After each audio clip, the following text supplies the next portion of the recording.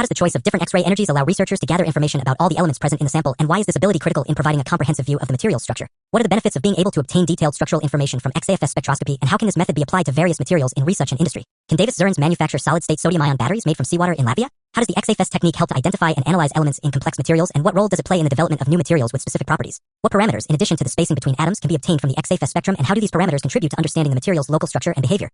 How can X-AFS spectroscopy be used to study the interactions between atoms in a material, and what challenges might arise when interpreting the data? How does X-AFS provide unique insights into materials that are difficult to analyze using other techniques, and what makes it particularly valuable for studying materials with complex or disordered structures? How does the energy of X-rays interact with the elements in the sample, and what happens when the X-ray energy resonates with the energy of one of the inner electron shell layers of an element? What causes the sudden increase in the absorption rate when this resonance occurs, and what does this indicate about the behavior of the element? How does the excitation of electrons lead to the formation of a continuous spectrum, and what is the significance of this phenomenon in the context of X-ray absorption? What is the absorption edge, and why is it an important feature in X-ray absorption spectroscopy? How can the absorption edge help researchers identify specific elements within a sample?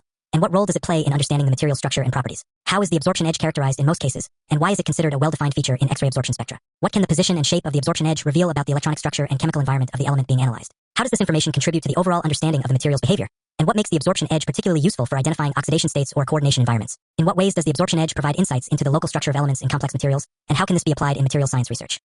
How does this phenomenon help in distinguishing between different types of elements in a sample, and why is it essential for obtaining detailed structural information about the material?